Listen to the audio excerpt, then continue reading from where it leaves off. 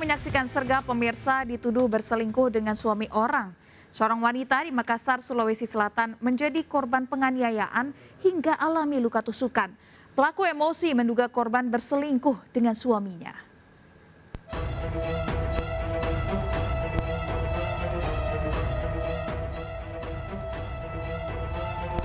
Dari rekaman CCTV terlihat jelas wanita ini tiba-tiba menghampiri wanita lainnya yang hendak menaiki mobil di Jalan Boulevard Makassar, Sulawesi Selatan. Keduanya terlibat adu mulut di pelataran parkir mobil klinik kecantikan. Bahkan pelaku yang geram menjambak rambut korban hingga mengundang perhatian warga di sekitar. Meski telah dilerai oleh sejumlah warga, pelaku yang terbawa emosi menganiaya korban dengan senjata tajam. Pas itu saya ke situ, nyamperin ini. Nah, terus orang berkelahi. Saya tidak lihat pegang pisau. Pas dia ambil pisaunya di sini, dia mau tikam itu perempuan, sempat dia tikam. Setelah kejadian, pelaku langsung ditangkap. Pelaku mengaku emosi pada korban yang diduga telah berselingkuh dengan suaminya. Pelaku kami amankan dengan dugaan tindak pidana penganiayaan dengan menggunakan sebilah pisau. Korban diduga adalah orang yang punya hubungan dengan suami pelaku. Jadi sampai ketemu di TKP itu seperti apakah sudah ada perencanaan atau seperti apa? Sementara kita akan melakukan penyelidikan. Korban menjalani operasi di Rumah Sakit Islam Faisal Makassar. Dari Makassar, Sulawesi Selatan, Julius Win melaporkan. Pemirsa, keluarga mengambil paksa jenazah pasien COVID-19 di rumah sakit di Kota Manado, Sulawesi Utara. Ironis, akibat keributan ini, jenazah pasien wanita berusia 73 tahun sempat tergeletak di tengah jalan.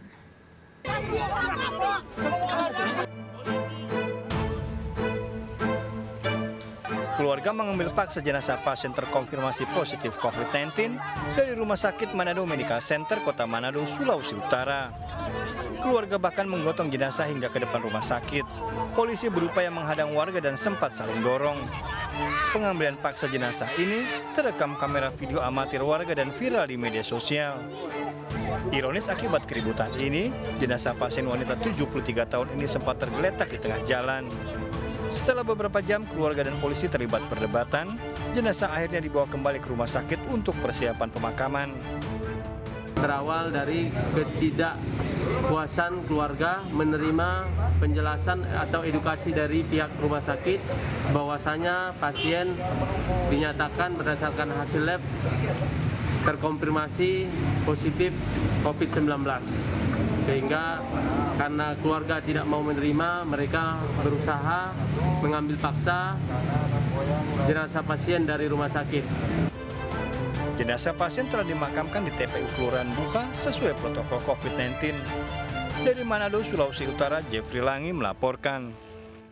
Pemirsa, nekat gelar pesta ulang tahun di hotel di Bekasi, Jawa Barat. Wanita selebgram TikTok jalani sidang justisi. Divonis bersalah, selebgram ini didenda 12 juta rupiah. Pihak hotel juga dikenakan denda 17 juta rupiah.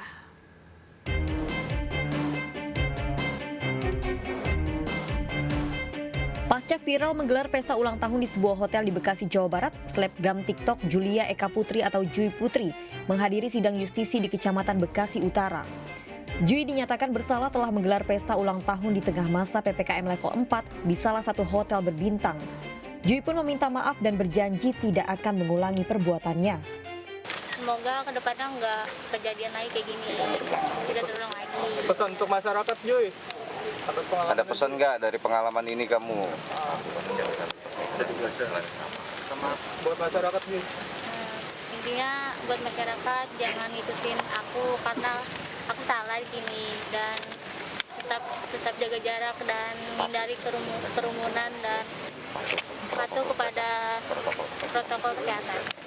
Minta maaf kepada seluruh masyarakat Indonesia karena bola saya bikin kalian resah atau marah kepada saya minta maaf. Pihak hotel mengaku menggelar pesta sudah sesuai dengan protokol kesehatan. Namun pihak hotel tetap didenda 17 juta rupiah. 17 juta. 17 juta. Ya. Bu, sebelumnya memang sudah tahu ada pengajuan acara di Intinya acara ini semua sudah dalam prokes yang kita buat dan sesuai dengan aturan pemerintah. Tapi untuk daripada itu mungkin ada kekurangannya, kita meminta maaf kepada semua pihak. Udah itu aja.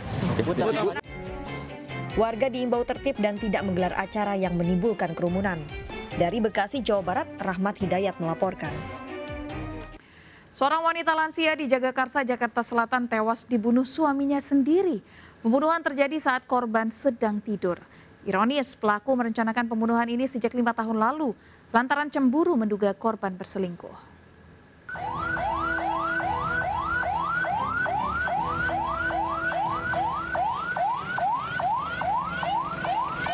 Terungkapnya pelaku pembunuhan terhadap Nenek Maisuroh yang ditemukan tewas bersimbah darah di kamar rumahnya di Jalan Kelapa Puan, Jagakarsa, Jakarta Selatan begitu mengejutkan. Pelaku ternyata Abdul Rahman, suami korban yang telah ditetapkan sebagai tersangka. Pria 70 tahun ini tak bisa mengelak dengan temuan bercak darah korban di bajunya dan bekas karat besi di tangan. Tersangka mengaku memukul kepala istrinya menggunakan linggis hingga tewas.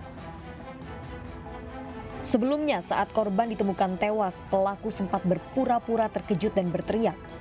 Dalam rekonstruksi pembunuhan yang digelar di halaman Mapolres Jakarta Selatan, tersangka memeragakan 16 adegan, mulai dari menyiapkan aksi pembunuhan hingga membunuh istrinya saat sedang tidur.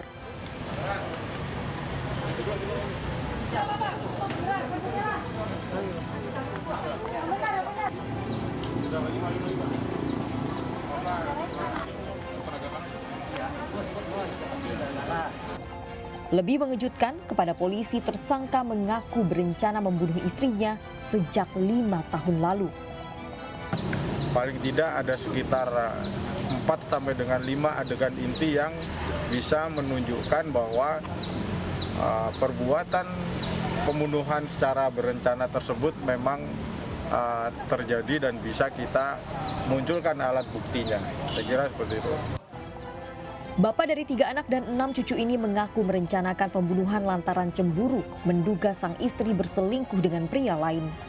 Dari keterangan tersangka yang bersangkutan menyampaikan adalah motif cemburu terhadap istrinya.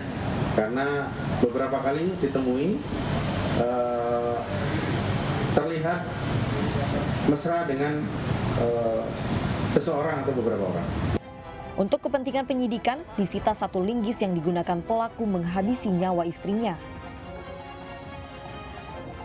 Tersangka yang ditahan di Mapolres Jakarta Selatan dijerat KUHP pasal pembunuhan berencana dengan ancaman maksimal hukuman mati.